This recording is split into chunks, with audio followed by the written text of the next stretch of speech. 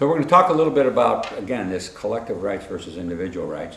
And I want to start off with this article that came out in the Journal Times, commentary by Michael Hilton from the Los Angeles Times. And the title is Why Men Should Pay for Coverage of Maternity Care. Now, typically you don't think of men getting maternity care coverage in their health plan, but under the new Obamacare, that's done. And he comes up with an argument of why this should be done. Okay. All right. First of all, he says, well, it takes two to tango. All right. The woman didn't produce the baby all by herself, so naturally men should not. Therefore, all men, because of this one pregnancy of certain women, all men should now be required to take maternity care. Here's the next one, which is very interesting. And society has a vested interest in healthy babies and mothers, and that's because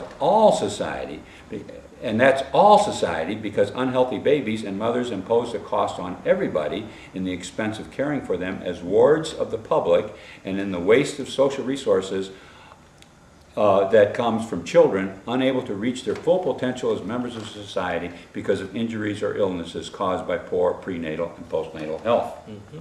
That's another reason men should be buying maternity. And of course the final one is universal coverage is the only way to make maternity coverage affordable. Now, this is all very logical, and if you read this from just what he says there, it looks pretty good.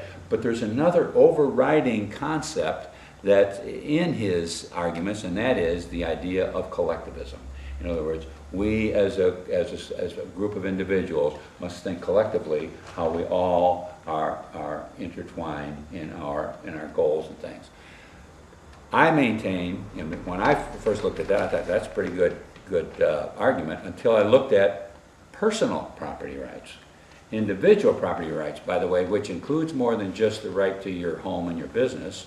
It also includes the rights to your body, your mind, your soul, and the fruits of your labor. All those are things that you should have personal choice over entirely. And when you throw that on top of this argument, the whole thing just collapses. Yeah, well, I think what this kind of gets to, and as I read this, is what is the point of insurance? Is insurance something that an individual purchases to protect him or herself from, or their family, or their business from some large unforeseen risk?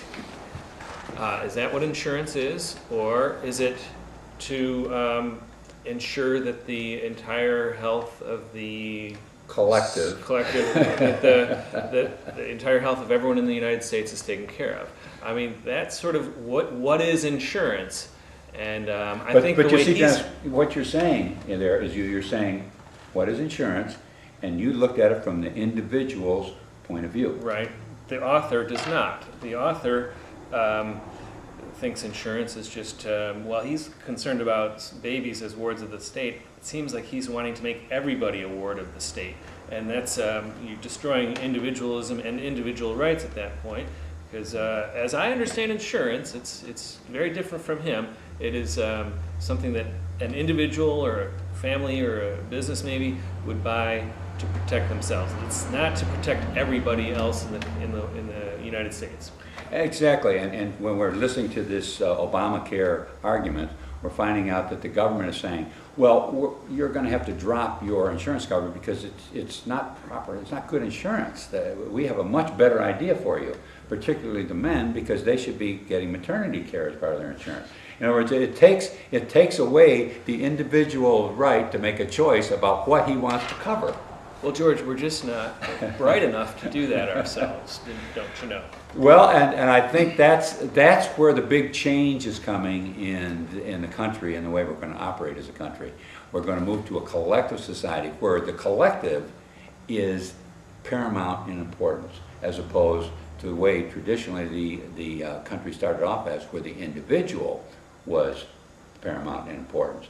And my main argument to that is as important as the collective may seem, it still is built on individuals. And the strength of the collective, or the country, or the city, or whatever it is going to rely on the strength of the individuals that make up that community.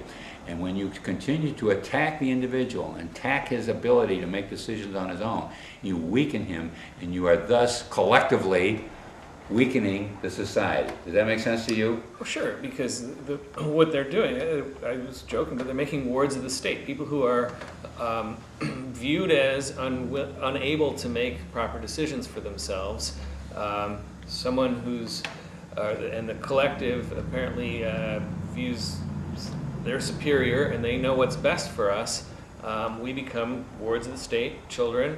I hardly think that's a formula for strengthening a society overall when everyone's a dependent, incapable apparently of making sound decisions on their own behalf.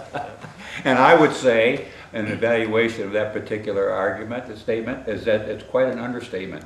You were very polite in that. The point is as you make people more dependent upon the state, and we're seeing how many millions more now are on food stamps, you know, and we're going to provide all their health care for them. I was listening to a talk show the other way, a guy from Canada, and he just has this tough concept with the idea that you have to pay for your health care.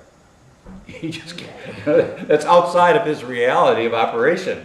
You know? Well, of course health care is provided. You just go see the doctor. You don't pay anything. So at any rate, well, I think that as we face our future, not only here in Racine, but as a state and as a country, we're gonna be running afoul of this concept of collectivism versus the individual.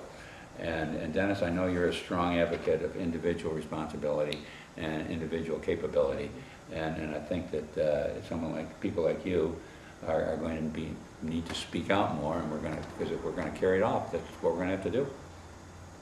All right, well, thank you for being with me today. Thanks. And we'll take a break here, and we're coming up next with another downtown businessman, Ken Brown, and we'll be back in just a minute.